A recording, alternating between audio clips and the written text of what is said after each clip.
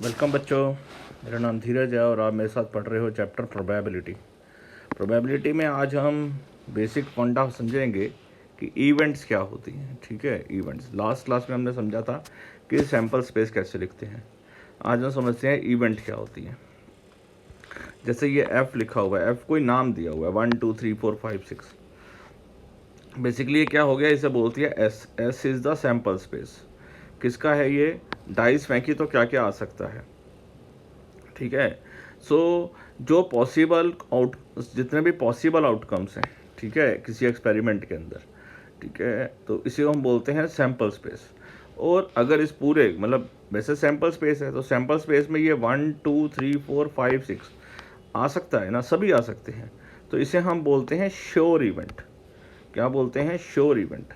मतलब जो आ सकता है, जो पक्का आ सकता है। ठीक है, अब एक वर्ड आएगा sample event, simple event, sorry. Simple event का मतलब क्या हो गया? सिंपल इवेंट जब it has only one sample point, केवल एक चीज़ को उसको स्टडी करना है। फॉर एग्जांपल, आप जैसे कि in a sample space containing n distinct elements, बहुत सारी चीज़ें लिखी हुई हैं। ठीक है, तो उसमें बहुत सारी सिंपल इवेंट्स हो सकती हैं। ठीक है, जैसे कि एन डिस्टिंक्ट एलिमेंट्स हैं, एन एलिमेंट्स है तो एन सिंपल इवेंट्स होंगे। जैसे कि अभी अगर डाइस है, सॉरी कॉइन में दो कॉइन को हमने इकट्ठा फेंका, ये आ गया, तो सिंपल इवेंट क्या हुई? मतलब जैसे कि हेड हेड आना, पहला हेड आना दूसरा टेल आना, पहला टेल आना दूसरा हेड आना, पहला भी टेल आना दूसरा भी टेल आना, ये these are called simple events. मतलब जितने भी पॉसिबल आउटकम होते हैं उनको जब गिन लो तो एक कोई बोला जाएगा, हम बोलेंगे सिंपल इवेंट। ठीक है, बात समझ आई? जैसे कि एक का आना, दो का आना, तीन का, चार, पाँच, छः का आना, ये सारा का सारा जो है वो डाइस में सिंपल इवेंट है। ये दो कॉइन में सिंपल इवेंट है। ठीक है, अब बात करते हैं, फिर आएगी word compound event. Compound event, compound का तो मतलब ही है, कंपाउंड क्या होता है? दो चीज़ों का बना हुआ होता है कंपाउंड। ठीक है ना, तो इसके अंदर more than one simple event, इसको बोलते हैं कंपाउंड इवेंट। जैसे कि अगर हमने जो है एक कॉइन को 3 बार फेंका तो ई क्या है? ई हमने एक बोल दिया, ई इवेंट का नाम हमने डिफाइन किया। ई क्या बोला हमने? एक हेड आएगा। एफ एक बोला है कि कम से कम एक हेड आएगा। जी का बोला एट ज़्यादा से ज़्यादा एक हेड आएगा। वर्ड को पकड़ना है, ध्यान से समझ लो। ठीक है, so at least, at most. At least का मतलब क्या होता है? कम से कम। एट मोस्ट का मतलब होता है ज़्यादा। मतलब इससे ज़्यादा नहीं आना चाहिए, उससे कम आने चाहिए। जैसे कि हम बोल रहे हैं एट मोस्ट वन हेड, तो ज़्यादा एक हेड आना चाहिए, एक हेड से कम आना चाहिए। और ये 3 कॉइन का है तो पहले 3 कॉइन वाला सैम्पल स्पेस लिख लो, मैंने आपको लास्ट क्लास में सिखाया था। ठीक है, तो उसके बाद आप इसको डिफाइन कर सकते हो उसी में से उठा के। तो क्या बोला है? एट ज़्यादा एक हेड, तो ज़्यादा एक हेड यहाँ पर आ सकता है, यहाँ पर या यहाँ पर, या एक बार भी नहीं आ सकता, वो भी तो इसी के अंदर आएगा। तो इसका मतलब जब एक भी हेड नहीं आएगा, इसका मतलब तीनों टेल आएंगे। सही है। अब ये बोल रहे हैं एटलीस्ट वन हेड, कम से कम एक हेड, मतलब एक हेड भी चलेगा, 2 हेड भी और 3 हेड भी। तो ये एक हेड वाले इवेंट्स आ गए, ये 2 हेड वाले आ गए और ये 3 हेड वाले आ गए। एग्जैक्टली वन हेड, एक ही हेड चाहिए, एक हेड पहले नंबर पे, दूसरे नंबर पे या फिर तीसरे नंबर पे। ठीक है, सो ये सारे के सारे जितने भी आपने ये इवेंट लिखने, ये सबसेट है। ठीक है, पूरे कंपाउंड इवेंट जो भी हैं वो हमारे सैम्पल स्पेस का सबसेट ही होते हैं। ठीक है, अब सबसे पहले मैं आपको जो है, आगे जाने से पहले मैं आपको थोड़ा सा ना सेट रिवाइज करता हूँ और सेट के अंदर मैं वेन डायग्राम रिवाइज करवाता हूँ। ठीक है, करवाऊँ शुरू? देखो, याद करो कि जैसे आप सैम्पल स्पेस को आप देख रहे हो, सैम्पल स्पेस में हम एक चीज़ को एक ही बार लिखते हैं। सैम्पल स्पेस में एक चीज़ को एक ही बार लिखते हैं। ठीक है, लेकिन अब इस क्वेश्चन में देखें हम, इस वाले पोर्शन में देखें हम, हमारे टोटल सैम्पल स्पेस से 2 3 कॉइन के हैं 8, लेकिन यहाँ पर तो हमारे बहुत सारे लिखे हुए हैं, तो कोई ना कोई हैं, मतलब लेकिन हैं ये लिखे 8 में से ही, उन्हीं 8 में से, उस 8 के ज़्यादा नहीं लिखे हुए। वैसे अगर आप काउंट करो तो 1 2 3 4 5 6 7 8 9 10 11 12 13 14 हैं। अभी 3 इवेंट्स हैं, उसमें 14 इवेंट्स लिखी हुई हैं। तो क्या करोगे आप इसे? लेकिन टोटल तो 8 ही हैं, तो इसका मतलब कुछ ऐसे नंबर्स होंगे जो बार बार रिपीट हुए होंगे। लेकिन ओवरऑल सैम्पल स्पेस में तो आप रिपीट नहीं करके लिखते ना। यहाँ तो जो इवेंट्स हैं वो बदलती रहती हैं। इवेंट में आपका पूछ क्या रहे हो उसके हिसाब से हम इसका नाम, रिक्वायरमेंट बदल जाएगी ना हमारी। तो यहाँ भी वही हो रहा है, ठीक है। तो सेम फिनोमिना है जैसे हम सेट में पढ़ते थे, एक चीज़ को एक ही बार लिखना है, ठीक है। अब लेट से ये जो अब मैं बोलूँगा ना, ये याद करो हम वहाँ पर क्या इसको बोलते थे, यूनिवर्सल सेट। अब इसे यूनिवर्सल सेट ना बोलो, अब इसे आप बोलो सैम्पल स्पेस, ये एस है, ठीक है। और ये कोई इवेंट है, ये कोई इवेंट है, ठीक है। तो अब ए जो इवेंट है, ये कोई ए इवेंट है, एस एम सैम्पल स्पेस, ठीक है। तो मैं वर्ड यूज़ करने वाला हूँ सैम्पल स्पेस के लिए, क्या बोलूँगा मैं, एस। इवेंट के लिए ए बी सी डी कुछ भी, ठीक है, ए बी सी डी कुछ भी, ठीक है जी। चलो अब मेरे को एक बात बताओ, समझो, कनेक्ट करो इन सारी बातों को। मैंने डाइस फेंकी, ठीक है, और डाइस फेंकी तो डाइस का सैम्पल स्पेस क्या, 1 2 3 4 5 6। ए डिफाइन करा मैंने कि ए में क्या आएगा, इवन नंबर, ए में क्या आएगा, इवन नंबर। तो इसका मतलब यहाँ पर बाहर क्या आएगा, ऑड नंबर। इसको मैं कैसे लिखूँगा, नॉट ए, ऐसे, या इसे बोलूँगा ऐसे, नॉट ए, ठीक है ना, ठीक है। या फिर इसका ऐसे लिख देते हैं, ए क्या, कॉम्प्लीमेंट्री, ठीक है। तो इसे हम बोलते हैं कॉम्प्लीमेंट्री ऑफ एन इवेंट। मतलब जो ये है, ये तो आपका ए इवेंट आपने डिफाइन कर दी और ये ऐसी कॉम्प्लीमेंट्री हो गई, ठीक है। अगर मैं बोलता हूँ प्राइम नंबर, तो ये कॉम्पोजिट नंबर, समझ गए नहीं समझ गए। तो जैसे अब डाइस फेंकते हैं, ठीक है, डाइस फेंकते हैं, 2 डाइस फेंकते हैं, या फिर चलो कार्ड खेलते हैं, कार्ड ताश, ठीक है। तो अगर ये ब्लैक कार्ड्स हैं तो ये नॉट ब्लैक कार्ड्स हैं, मतलब कि रेड कार्ड्स हैं, सही है नहीं सही है। सो ये हो गई कॉम्प्लीमेंट्री ऑफ एन इवेंट। और अगर मैं 2 इवेंट्स की बात करूं कि किसी का होना ए इवेंट और कॉम्प्लीमेंट्री, ठीक है, अगर ए और ए का कॉम्प्लीमेंट्री मतलब ए नॉट, इन सबको मिला दोगे तो क्या बन जाएगा, सैम्पल स्पेस बन जाएगा, सही है नहीं सही है, बात समझ में आ रही है, हैं? तो इसे हम पढ़ते हैं नॉट ए। अब पूरे, अगर मैं प्रोबेबिलिटी की भाषा में बात करूं, तो सैम्पल स्पेस की प्रोबेबिलिटी निकालूंगा तो ये 1 होती है टोटल मिलाकर, तो ठीक है, फेवरेबल अपॉन टोटल, तो 6/6। अगर मैं डाइस की बात ही करता हूँ तो 6/6 1 हो जाएगी। ये ऑड नंबर है, इवन नंबर है, तो 3/6 हो जाएगी, दैट इज़ 1/2। तो ये भी ऑड नंबर है, वो भी 1/2 हो गए, तो 1/2 + 1/2 is 1। So probability of sample space जो होती है ना, वो हमेशा, चलो मैं इसको ऐसे लिखता हूँ, ये तो आपने ऐसे पढ़ लिया, अब मैं ऐसे लिख दूँ, सबकी अगर आपको प्रोबेबिलिटी निकालनी हो, P A plus P A not is equals to P of sample space. तो सैम्पल स्पेस की प्रोबेबिलिटी तो 1 होती है, तो P A plus P A not is equals to क्या हो गया, 1, प्रोबेबिलिटी ऑफ ए। अब प्रोबेबिलिटी ऑफ ए नॉट निकालना हो तो मैं कैसे निकालूंगा, 1 minus probability of P A. तो ये बात तो आप याद करो, 10th क्लास में भी थोड़ा सा पढ़ कर आए थे, है ना, बस क्या मुश्किल है इसके अंदर, ठीक है।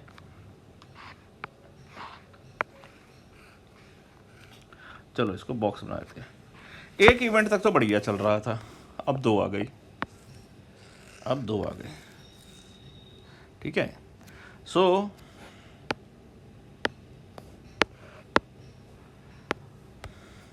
लेट्स से पहली इवेंट आपकी ये है, ठीक है, ये ए इवेंट है, और ये वाला पोर्शन जो है ये आपका बी इवेंट का है, ठीक है।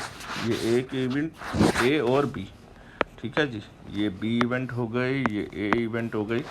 तो आपको याद करो, ए यूनियन बी क्या पढ़ते थे, ए यूनियन बी क्या होता था, ए यूनियन बी जो है ये सारा शेडेड पोर्शन है, जो आपके सामने ग्रे और रेड शेड हुआ है, यही है ये यूनियन। This is called. अब ये मैं उनके लिए बता रहा हूँ बच्चों, जो पूरा का पूरा अभी तक जिन्होंने नहीं, मतलब हो सकता है जिन्होंने सेट इनको याद ना हो, तो ये पूरा पोर्शन है ए यूनियन बी, ठीक है, ठीक।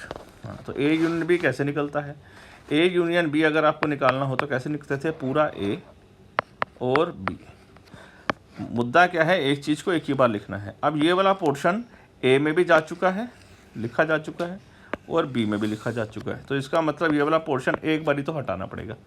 इस पोर्शन को बोलते हैं ए इंटरसेक्शन बी। इस वाले रीजन को हम बोलते हैं ए इंटरसेक्शन बी, ठीक है। तो इसमें से एक बार इस रीजन को माइनस करना पड़ेगा, ए इंटरसेक्शन बी। प्रोबेबिलिटी की भाषा में बोलूँ तो मैं कैसे लिखूँगा, probability of A union B is equals to probability of A plus probability of B minus probability of A intersection B. Probability of A union B को अगर मैं, ये तो मैथ्स में लिखा हुआ है सिंबॉलिक, लेकिन अगर इंग्लिश में लिखा जाए तो इसको कैसे बोलना चाहिए, इसको ऐसे लिखा जाता है ए और B is equals to probability of A plus probability of B minus probability of A and B. ये ए और बी दोनों का रीजन था, ए एंड बी, ठीक है। तो वर्डों को ध्यान से पढ़ना, और है एंड है, ये वाला रीजन जो है वो एंड का रीजन है। ये जो पूरा शेड कराया है ये हमने और है, ए भी हो सकता है या बी भी हो सकता है, ठीक है। समझ आ गई मेरी बात क्या नहीं आ गई, ठीक है। अब अगर हम इस बात को थोड़ा सा और आगे बढ़े, ऐसा हो जाए कि अगर ए इवेंट अलग हो, ठीक है, ये ए इवेंट है और ये बी इवेंट है, तो इसमें कुछ भी कॉमन नहीं है, ठीक है। ये ए इवेंट कुछ अलग है, ए इवेंट और बी इवेंट में कुछ भी कॉमन नहीं है। तो अगर इफ़ ए और बी में कुछ भी कॉमन नहीं है, इस बात का ये मतलब हुआ कि जो ए इंटरसेक्शन बी वाला पोर्शन है, ए इंटरसेक्शन बी वाला पोर्शन जो कॉमन वाला पोर्शन है वो खाली है। तो इसका मतलब probability of A intersection B जो होगी वो बेसिकली 0 होगी ऐसी इवेंट्स को, ठीक है ना। तो इफ़ अगर बोलूं कि ए और बी में कुछ भी कॉमन नहीं है या probability of A intersection B 0 है, ऐसी इवेंट्स को बोलते हैं mutually exclusive events. Mutually exclusive events, इसमें कुछ भी कॉमन नहीं है, ठीक है कि नहीं, ठीक है, ठीक। चलो आगे बढ़ते हैं। एक टर्म और आती है,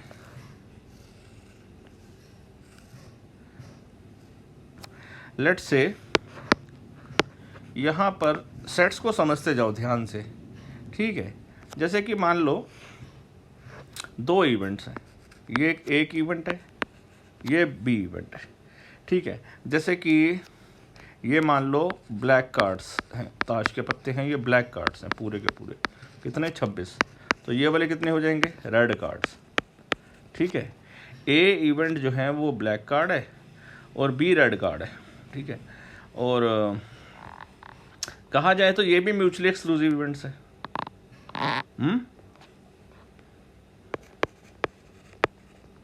चलो पहले मैं इस बात से पहले मैं एक और एग्जांपल कराता हूँ, अभी नहीं, थोड़ा सा बदलाव करता हूँ, इसको अगले स्टेप पे बताऊंगा, अभी रुको, पहले मेरे को एक चीज़ बतानी है। लेट्स से एक ये दो ऐसे करते हैं, ये एक ए इवेंट है, ये बी इवेंट है, ठीक है, और ये एक सी इवेंट है। बी इवेंट ऐसी भी हो सकती है, थोड़ा सा मैं इसको मिला देता हूँ, नो। अब अगर समझो कि अगर ए इवेंट और बी इवेंट, ए ये क्या हो गया, ये रीजन कौन सा हुआ, ए यूनियन बी, और ये वाला रीजन है सी, इन सबको अगर मिला दे, सारी की सारी 3 टाइप की इवेंट है, तीनों टाइप की इवेंट को मिला दिया जाए, सबके इंडिविजुअल सैम्पल स्पेस को, इंडिविजुअल इवेंट्स के उसको मिला दिया जाए, तो पूरा क्या बन जाएगा, सैम्पल स्पेस। तो अगर बन गया सैम्पल स्पेस तो इसका ये मतलब हुआ कि ये है exhaustive events. If A plus B plus C के सभी, देखो अब ए में जैसे हमारे ये वाला एग्जांपल था, मैं इसी क्वेश्चन को उठा कर ले जाता हूँ, देखो कोई मिनट।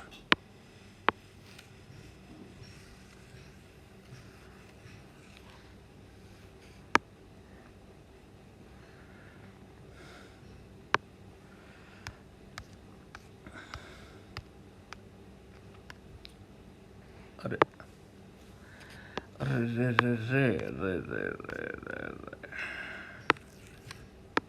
थोड़ी सी दिक्कत आएगी अब।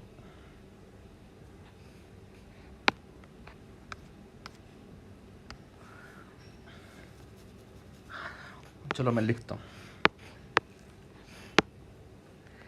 ए इवेंट है गेटिंग वन हेड,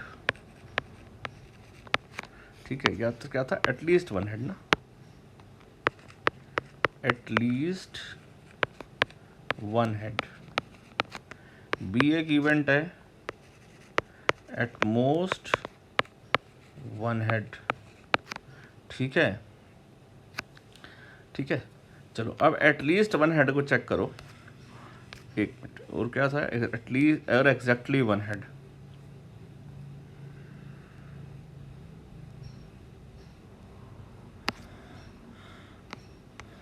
चलो दो इवेंट की बात करते हैं। At least one head, at least one head का मतलब क्या होता है, एटलीस्ट वन हेड का मतलब है कम से कम एक हेड, दो हेड भी चलेंगे, ठीक है।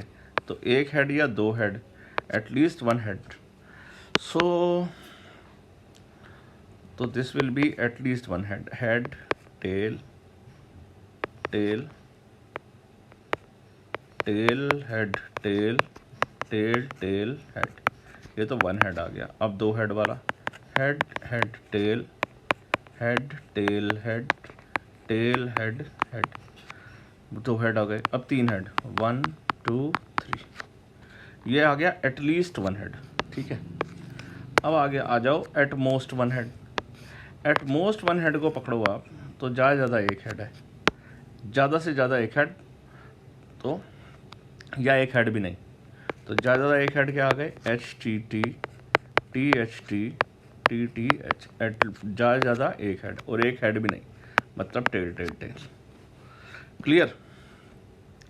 अब आप मेरे को एक बात बताओ, अगर आप ए यूनियन बी करोगे तो क्या हो जाएगा बताओ। अगर आप ए यूनियन बी करोगे तो इन सबको अगर आप जोड़ते हो तो आपके पास क्या बन जाएगा, क्या बन जाएगा,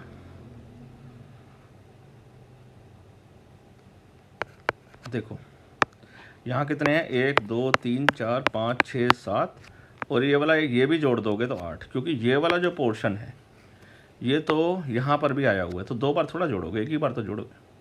तो अगर मैं ए यूनियन बी करूँगा यहाँ पर, तो मेरे को सैम्पल स्पेस मिल जाएगा, मिल जाएगा नहीं मिल जाएगा। तो ऐसी इवेंट को बोलते हैं exhaustive events, mutually exhaustive events. क्या बोलते हैं, म्यूचुअली एक दूसरे के साथ एग्जॉस्टिव है। एग्जॉस्टिव का मतलब क्या हो गया कि दोनों को मिलाकर ही सैम्पल स्पेस बन गया। लॉजिकली कहा जाए तो ये सैम्पल स्पेस है पूरे का पूरा, ठीक है। अब मतलब देखो मैंने अब क्यों बॉक्स हटाया है, यहाँ पर अगर बॉक्स था इसका मतलब यहाँ कुछ है ऑलरेडी, कुछ कुछ हो सकता है, ठीक है। लेकिन अगर ए यूनियन बी ही मेरा क्या बन गया है, सैम्पल स्पेस बन गया, ठीक है ना। तो इसका मतलब अगर ए यूनियन बी मेरा सैम्पल स्पेस बन गया, then A and B events are mutually exhaustive events, ठीक है, ठीक है। अब आगे बात करते हैं। अब एक वर्ड आ गया, अभी आपने एक्सक्लूसिव पढ़ लिया, एग्जॉस्टिव पढ़ लिया, अब म्यूचुअली एक्सक्लूसिव और एग्जॉस्टिव पढ़ो, दोनों प्रॉपर्टी जिसमें सेट हो जाए। सो अगर मैं उसको बोलूँ कि ये वाला ये जो ए है ये हो गए मेरे ब्लैक कार्ड, ठीक है, ब्लैक कार्ड, और ये मेरे हो गए रेड कार्ड, तो इसमें कुछ भी कॉमन भी नहीं है। इसका मतलब ए इवेंट और ये बी इवेंट में कुछ भी कॉमन नहीं है। रेड कार्ड आना और ब्लैक कार्ड में कुछ भी कॉमन तो है ही नहीं, तो ए इंटरसेक्शन बी जो है वो फाई है एक, और ए यूनियन बी जो है वो सैम्पल स्पेस बन रहा है ना। तो therefore A and B are mutually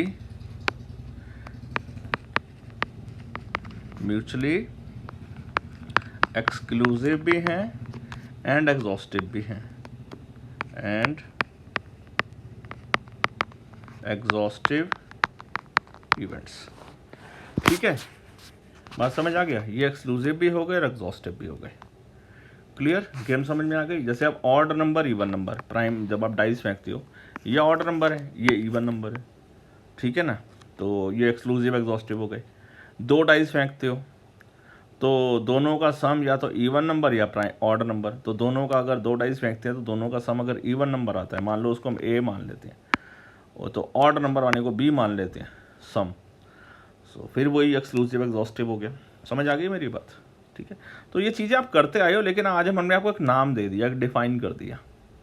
ठीक है बच्चों, चलो अभी अभी अभी छोटी छोटी बातें अभी और बतानी है, वेट करो, अभी जल्दी मत करो। ठीक है, अब इसके बाद इस रीजन को समझो। ये रीजन बता रहा हूँ, जल्दी मत करो। ये एक इवेंट है और ये दूसरा इवेंट है। ठीक है, मेरे को केवल ये इवेंट का नाम दे दूँ मैं पहले, ए है, ये बी है। ठीक है, मेरे को केवल ये वाला रीजन निकालना है, ब्लैक वाला, ये वाला नहीं निकालना है ना, क्योंकि ओनली ब्लैक निकालना है। तो ओनली ब्लैक तो केवल ये रीजन हो गया, ये तो रेड एंड ब्लैक दोनों है, रेड एंड ब्लैक है ना, और ये ओनली रेड है। तो केवल रेड निकालना है, तो इसे हम कैसे पढ़ते हैं? ए एंड नॉट बी, ऐसे पढ़ते हैं। ए, इस रीजन को ऐसे भी लिखते हैं, ए minus B. A minus B का मतलब होता है ए, पढ़ते हैं कैसे हैं? ए एंड नॉट बी। कैसे निकालते कैसे हैं? देखो, ये पूरा रीजन कितना है? ए, इसमें से ये वाला रीजन माइनस कर दो, और ये वाला रीजन क्या होता है? A intersection B. तो पूरे ए में से ए इंटरसेक्शन बी माइनस कर दो। सही है, निकाल लोगे? अब इस रीजन को कैसे लिखेंगे? इसको भी फिर ऐसे, इसको यहीं पे बना देते हैं ना। ये वाला पोर्शन क्या है? ये है बी माइनस ए, मतलब बी एंड नॉट ए। मतलब निकालते कैसे हैं? पढ़ना तो सीख लिया, निकालते कैसे हैं? पूरे बी में से माइनस कर दो ए इंटरसेक्शन बी। याद रहेगी बात? क्लियर? बड़े काम आएगी, अभी देखते जाओ। फिर इसके बाद आपको मेरे को एक लॉ सिखाना है, लॉ याद कराना है। ये है D Morgan's law. D Morgan's law, ठीक है। तो इसे याद है क्या करते थे? ए यूनियन बी का ऐसे करते थे, ऐसे लिखा होता था, नॉट इज इक्वल्स टू, फिर क्या करते थे? ए नॉट इंटरसेक्शन बी नॉट। दूसरा क्या था? ए इंटरसेक्शन बी का नॉट इज इक्वल्स टू ए का नॉट यूनियन बी का नॉट। तो इसे कैसे लिखेंगे? देखो, पढ़ो, पहले पढ़ना सिखाता हूँ। ये क्या लिखा हुआ है? ए और बी का नॉट, ऐसे ही है ना, यूनियन इज और, इंटरसेक्शन इज एंड। तो मैं ऐसे बोल दूँ, नॉट ऑफ ए और बी, है ना। तो नॉट ऑफ ए और बी, ना ही ए ना ही बी, ना ही ए ना ही बी। ये क्या हुआ? Not A and not B. Simple आ गया ना।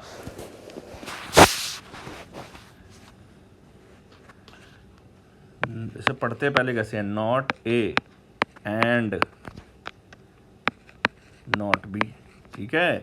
तो यही तो आ गया, देखो यही तो लिखा है भाई, ना ही ए ना ही बी, कोमा भी है, मतलब ये भी लेना है ये भी लेना है, तो एंड आ गया ना, लेना है। तो इसको फिर ऐसा है, इसको सिम्बॉलिकली थोड़ा सा और अच्छा कर देते हैं कि इसमें हम एंड डाल देते हैं, ना ही ए एंड ना ही बी। हो गया। अब ए एंड बी का नॉट समझ आ गया होगा। ए एंड बी का ना, तो not of A and B, not of A and B. अब मैं आपको उसमें रीजन दिखाऊं, देखो इन दोनों का एक ही ग्राफ होता है, ठीक है। ये लेट्स से ये आपका ये रीजन है और ये रीजन है। सो ये ए एंड बी इज ये वाला रीजन है, ये वाला, और इसका नॉट का मतलब इसको छोड़कर, मतलब ये सारा रीजन। तो योर रिक्वायर्ड आंसर,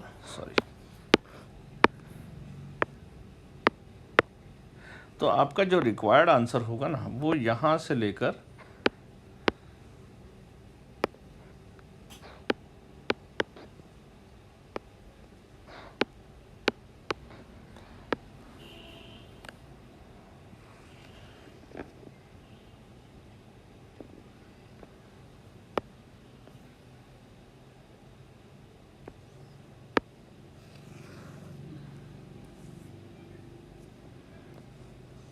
ठीक है। तो ये रीजन आएगा, ये रीजन आएगा, ये आएगा, ये आएगा, फिर ये आएगा, फिर ये यहाँ से लेकर यहाँ तक ऐसे रहेगा, और ठीक है ये रीजन ऐसे रहेगा, ठीक है। ओ सॉरी, यहाँ ऐसे रहेगा, ये रीजन यहाँ पे रहेगा। समझ आ गया होगा अब आपको, ठीक है। तो ये वाला पोर्शन है आपका, तो ये रीजन है, तो आपको क्लियर दिखाई देना चाहिए कि भाई ये रीजन हम लेना है हमारे को। तो ये वाला नहीं लेना है, ये नहीं लेना है, बस इसको छोड़ के बाकी सारा पोर्शन आपका आंसर है। और यहाँ पर क्या है, ए यूनियन बी का नॉट, ए यूनियन बी का not is somewhat like this.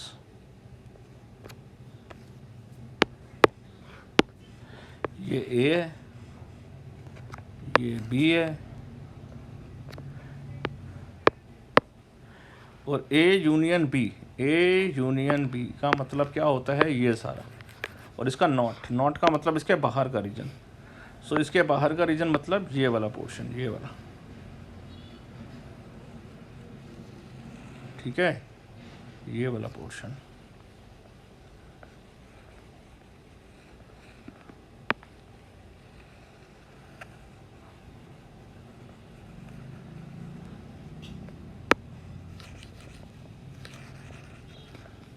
तो विजुअलाइज कर लोगे तो आराम से चीज़ समझ जाओगे, ठीक है। तो ये वाला रीजन है not of A not of B का, ठीक है, इसमें ये वाला रीजन है, ठीक, सही है। तो इसे हम कई तरीके से अभी हम पढ़ेंगे, अब ये बातों को ज़रा ध्यान से कर लेना, ठीक है। ये हो गया नॉट ए और नॉट बी, इन बातों को ध्यान से करो, ठीक है। अब जब ये तो हमने सेट्स में पढ़ा था, प्रोबेबिलिटी में यहाँ केवल पी लिख दूंगा और कुछ नहीं है, नथिंग एल्स। तो इन बातों को रिवीजन कर लो बिल्कुल अच्छे से, अच्छे वाली बढ़िया तरीके से, एक्सक्लूसिव, एग्जॉस्टिव, है ना, A union B union A, ये रीजन है पूरा, ठीक है। इसमें यहाँ इसको गलत इंटरप्रेट मत करना कि ये ए यूनियन का पोर्शन है, ये पूरा रीजन ए यूनियन बी का है, ठीक है, सही है। तो अभी हमने बेसिक क्या समझा कि simple space, simple events, compound events, complementary भी समझ लिया अब हमने, ठीक है। चलो और क्या सीखना था, ए और बी समझ गए, A and B, A intersection B भी समझ गए हैं, A but not B, A minus B समझ गए नहीं समझ गए हैं। चलो इसको फटाफट कर ले, 2-3 क्वेश्चन है, ठीक, चलो करते हैं, आपकी प्रैक्टिस हो जाएगी। वैसे तो बात समझ में आ गई है, लेकिन फिर भी consider a rolling of dice.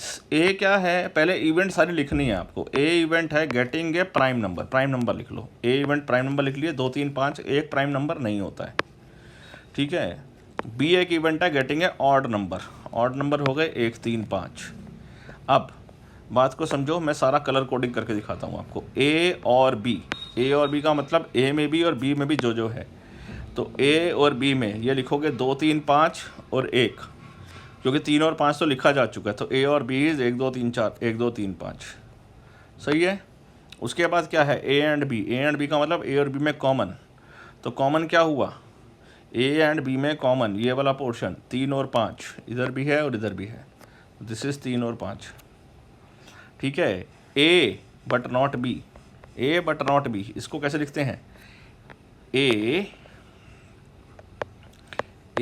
But not B का मतलब होता है ए माइनस बी, इसका मतलब होता है ए में से माइनस करना है ए इंटरसेक्शन बी, ये वाला रीजन है, ये रहा, ठीक है। इसी को लिखते हैं ए बट नॉट बी, या फिर ऐसे भी लिख दो, ऐसे भी लिख दो ए एंड नॉट बी, ठीक है, ए एंड नॉट बी, एक ही बात है। अब इसको भी तो लिख लोगे ना, बी एंड नॉट ए।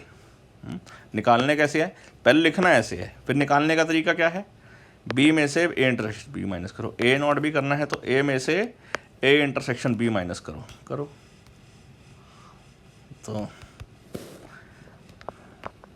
तो ए क्या आया आपके पास, ए है आपके पास 2 3 5, तो ये है 2 3 5 माइनस ए इंटरसेक्शन बी में कॉमन क्या है 3 5, ठीक है ना, 3 5, तो ए माइनस बी क्या आ गया 2, ए बट नॉट बी, सही है। इंग्लिश में लिखा होगा उसे मैथमेटिकली सिंबॉलिकली लिख लो, ठीक है। समझ आ गया जी कैसे आया, गुड। This is this. चलो अब ये क्या कर रहा है, और क्या पढ़ता है, और क्या चाहिए इसको, नॉट ए, जो ए नहीं है, ए क्या है 2 3 5, जो ए नहीं है 1 4 6, बस हो गया, ठीक है। बात समझ में आ गई, चलो 2 डाइस फेंकी हैं, सम नंबर का नोट कर लिया, सम मतलब 1 + 1 2 आ गया, 1 3 4 हो गया, 1 5 6 हो गया, ऐसे 6 6 12 आ गया, तो सम 2 आया सबसे कम और सम 12 आएगा सबसे ज़्यादा। अब सम इवन नंबर, तो सम इवन नंबर कब कब आएंगे, 1 1 1 3 1 5 2 4 2 2 2 4 2 6 3 1 3 3 3 5, ऐसे ही सो ऑन, लिख लिए।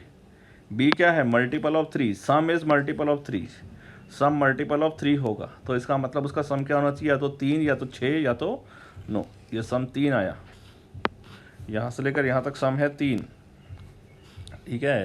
उसके बाद ये देखो ये सम है 6, ठीक, यहाँ से लेकर यहाँ तक, फिर इसके बाद है सम 9 6 3 4 5, फिर है सम 12, फिर सम 12, clear. Some is less than 4, सम को बस वो सारी स्टेटमेंट आपको लिखनी पड़ेगी, सबको चेक करना है कि कब आ रहा है। अब इसमें बताना है कौन एक्सक्लूसिव है कौन एग्जॉस्टिव है, ठीक है, बता दोगे आराम से, कोई टेंशन तो नहीं है ना, बस ठीक है। तो इसको आप अच्छे से अब रिवाइज करके रखो, क्लियर, और चीज़ अच्छे से सीख गए हो, ठीक है।